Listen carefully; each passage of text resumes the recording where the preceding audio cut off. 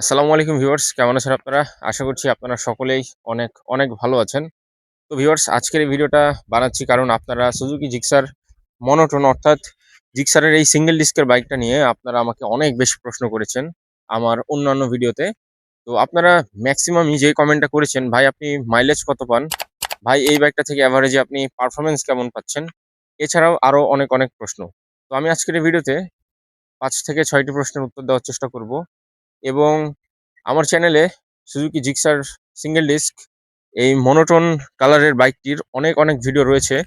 তো সেই সকল ভিডিও থেকে আমি অ্যাভারেজে দেখেছি যে কোন কমেন্টগুলা সবথেকে বেশি রয়েছে, সেই কমেন্টগুলাই আমি পিক করার চেষ্টা করেছি।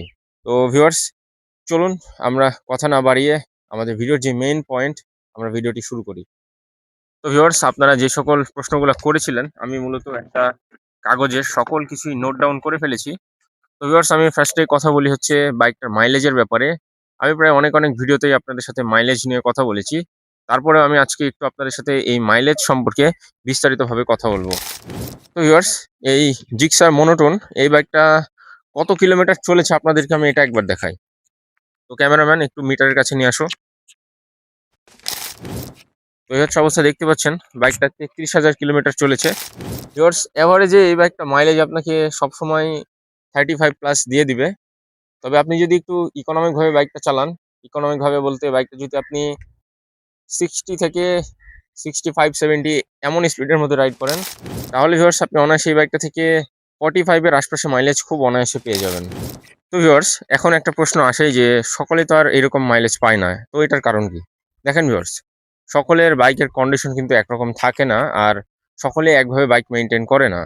তো আমি যে খুব ভালোভাবে বাইকটাকে মেইনটেইন করি তা কিন্তু না। এই বাইকটা আমার ফ্যামিলির লোকজন চালায়। বলতে গেলে বাইকটা আমার আব্বু চালায়, আমার ছোট ভাই চালায় আর আমি চালাই। তো এই বাইকটা মূলত আমার কারণেই কেনা হয়েছিল। আমি খুব শখ করে বাইকটাকে কিনেছিলাম।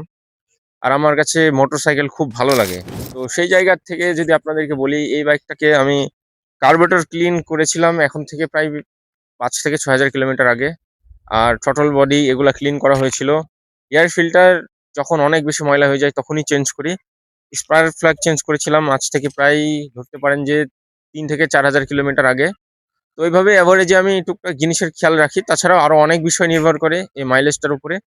তো আমি কেমন মাইলেজ পাচ্ছি ভিউয়ার্স? আমি এই বাইকটা থেকে আপনার এভারেজে দেখা গেলে ভিউয়ার্স আমি মাইলেজ ৪০ এর আশপাশে পেয়ে যাই। যখন ভিউয়ার্স হাইওয়েতে বাইকটা চালানো হয়, ম্যাক্সিমাম সময় ২ জন থাকি বাইকে। তো তখন মাইলেজ আসে 42-43 এর মতো, ৪২-৪৩ এর মতো। আর যদি একার কথা বলি তাহলে একবার একটা রাইডে গেছিলাম, তখন আমি একাই ছিলাম গাড়িতে।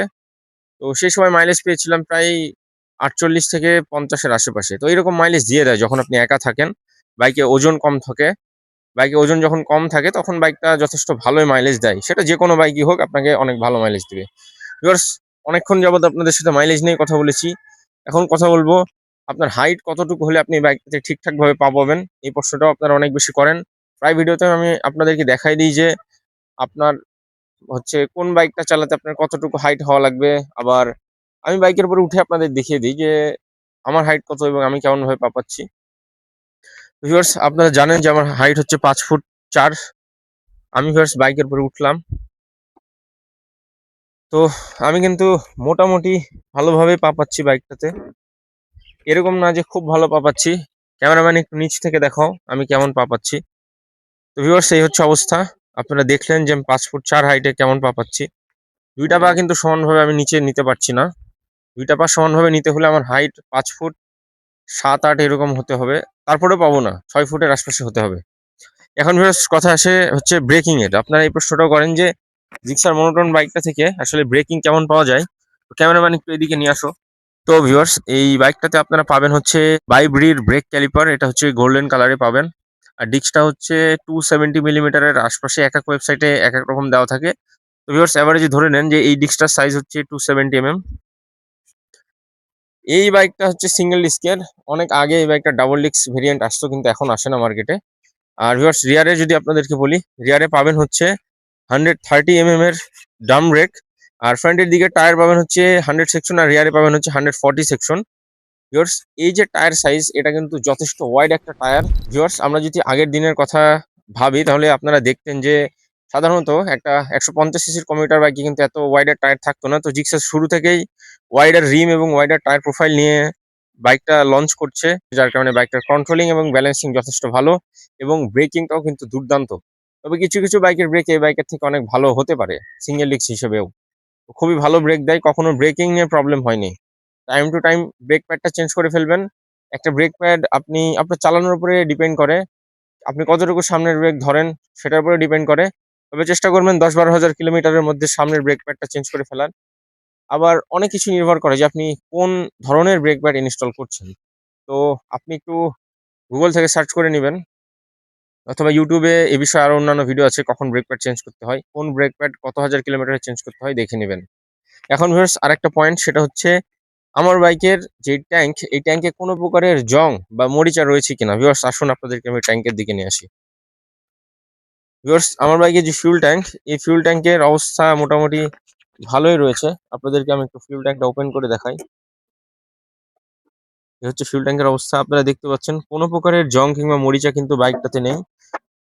তো ভিউয়ার্স আপনাদের মধ্যে অনেকে একটা প্রশ্ন করেন যে কি কি কারণে আসলে ফিউল ট্যাঙ্কে মরিচা ধরে। তো ভিডিওটা এমনিতে অনেক বড় হয়ে যাচ্ছে, তো আমি এই কি কি কারণে মরিচা ধরে এগুলা আমি আপনাদেরকে বিস্তারিত বলছি না। আপনি যদি কি কি কারণে আসলে বাইকের ট্যাঙ্কে মরিচা ধরতে পারে এই বিষয়ে জানতে চান, তাহলে ভিউয়ার্স আমি স্পেসিফিকলি আলাদা একটা ভিডিও মেক করব, যেখানে আপনাদের সাথে শেয়ার করব যে কি কি কারণে মূলত ট্যাঙ্কে মরিচা ধরে।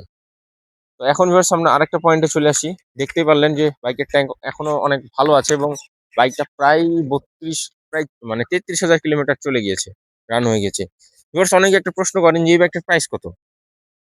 ভিউয়ার্স এই প্রশ্নটা করারও একটা কারণ আছে, কারণ হচ্ছে সকল বাইকের প্রাইস কিন্তু সবসময় একরকম থাকে না। আর আমি যদি আপনাদেরকে ভিডিওতে বলি যে প্রাইসটা কত, তাহলে সেটা সেই সময়ের জন্য ঠিক আছে, কিন্তু অন্য সময় যদি আপনি ভিডিওটা দেখেন তাহলে কিন্তু বিষয়টা ঠিক নাই। ভিউয়ার্স প্রাইসটা ডিপেন্ড করে কোম্পানি কখন ছাড় দিচ্ছে না দিচ্ছে এটার উপরে। আমি আপনাদেরকে একটা ধারণা দিই যে এই জিক্সার বাইকের প্রাইস এত টাকার বেশি হবে না কখনো। আপনি সবসময় দেখবেন যে জিক্সার বাইকের প্রাইস ১,৯৫,০০০ টাকা থেকে ২,০৫,০০০ টাকার মধ্যেই থাকে। তো প্রাইসটা এই ১,৯৫,০০০ থেকে ২,০৫,০০০ টাকার মধ্যেই থাকবে। এর এর উপরে যাবে না। ২,১০,০০০ টাকার উপরে যাওয়ার কথা না। তবে প্রাইসটা এরকমই থাকে। এখন কত প্রাইস চলছে আমি আপনাদের সুবিধার্থে স্ক্রিনে দিয়ে দেবো। আপনারা দেখে নিবেন। ভিউয়ার্স এখন চলে আসি হচ্ছে লাস্ট পয়েন্টে। আমি বারবার কাগজটা ভাঁজ করে ফেলছি। বাইকটা আমাকে কেমন পারফরম্যান্স দেয়? তো ভিউয়ার্স কয়েকবার একটানা অনেক রাইড করা হয়েছে, প্রায় ১১৫-২০ কিলোমিটারের মতো। ইঞ্জিন ওভারহিট হয় না, যথেষ্ট ভালো পারফরম্যান্স দেয়। আমি অবশ্য ব্রেকও দিই বাইকে, ১ থেকে ২ বার থামি। আর তেমন একটা পাওয়ার লস কিংবা খারাপ ইস্যু পাইনি। তবে এই বাইকটার একটা ব্যাপার হচ্ছে, সব বাইকেরই কার্বোরেটর বা হিসেবে একটু যদি খারাপ ফিউল নেন না, বাইকটা অনেক ধাক্কাবে। তো পারফরম্যান্সের হিসেবে একটা খারাপ পয়েন্ট হচ্ছে আপনাকে একটু ধাক্কাবে, বাট আপনি যদি ভালো ফিউল নেন এই সমস্যা কিন্তু সলভ। তো ভিউয়ার্স আজকের এই ভিডিওটা আমি এতটুকুই রাখছি। আশা করছি যে আপনাদেরকে এই ভিডিওটাতে এই বাইকটা সম্পর্কে অনেক ভালো একটা ধারণা দিতে পেরেছি। তাছাড়াও যদি আপনাদের আরো কোনো কোয়েশ্চেনস থাকে এই বাইকটা সম্পর্কে, আপনি অবশ্যই নির্দ্বিধায় কমেন্ট করতে পারেন। আমি অবশ্যই চেষ্টা করব আপনার মূল্যবান মতামতের রিপ্লাই দেওয়ার জন্য, একটা ভিডিও মেক করার জন্য। ভিউয়ার্স আজকের এই ভিডিও থেকে আমি এখানেই বিদায় নিচ্ছি। আপনাদের সাথে দেখা হবে নেক্সট কোনো ভিডিওতে। ভিউয়ার্স সকলে আমার জন্য দোয়া রাখবেন। ততক্ষণ পর্যন্ত সকলকে আল্লাহ হাফেজ।